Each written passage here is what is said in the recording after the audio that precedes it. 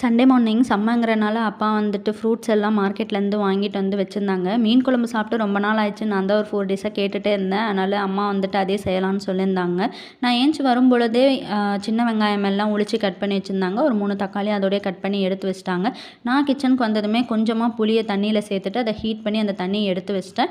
10 பல் பூண்டு வந்துட்டு அதையும் உளிச்சு எடுத்து வச்சிட்டேன். நெக்ஸ்ட்டு ஒரு பேனில் எண்ணெய் ஊற்றிட்டு கட் பண்ணி வச்சுருந்த வெங்காயம் தக்காளியை போட்டுட்டு நிறையவே 1 ஸ்பூன் நிறையவே கரம் மசாலாவும் போட்டு அதை நல்லா வதக்கிட்டு அதை ஒரு பக்கம் ஆறதுக்காக எடுத்து வச்சிட்டேன். இதுலேயே அப்பாவும் மீன் வாங்கிட்டு வந்துட்டாங்க. அம்மா அதை ஒரு பக்கம் எனக்கு வாஷ் பண்ணி கொடுத்துட்டாங்க. அப்புறம் வதக்கி வச்சிருந்த வெங்காயம் தக்காளியை மிக்ஸி ஜாரில் சேர்த்து அதை ஒரு நல்ல ஃபைன் பேஸ்ட்டாக அரைச்சி எடுத்து வச்சிட்டேன். கழுவி வச்ச மீனையும் ஒரு பக்கம் எடுத்து வச்சுட்டு புளி தண்ணியும் கரைச்சி எடுத்து வச்சிட்டேன்.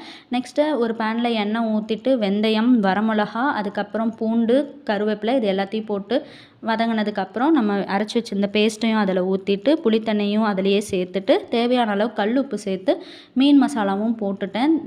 குழம்பு நல்லா கொதிச்சதுக்கப்புறமா மீனை வந்துட்டு அதில் போட்டுட்டு கிளறாமல் அதை அப்படியே ஒரு 8 மினிட்ஸ் வந்துட்டு நம்ம வேக வச்சுட்டோன்னாவே ஓரளவு ரொம்ப கொதிக்கணும்னு இல்லை, ஓரளவுக்கு சிம்மில் வச்சுட்டு அதை நம்ம கொதிக்க வச்சிட்டோன்னாவே மீன் நல்லா வெந்துடும். நாங்கள் மார்னிங் டிஃபனுக்கு செஞ்சுருந்தோம், அதையே மத்தியானம் லஞ்சுக்கோ சாப்பிட்டோம். அண்ட் நீங்களும் உங்கள் வீட்டில் மீன் குழம்பு செஞ்சால் வேறு என்னெல்லாம் பண்ணுவீங்கன்னு சொல்லிட்டு கமெண்ட் செக்ஷனில் சொல்லுங்கள்.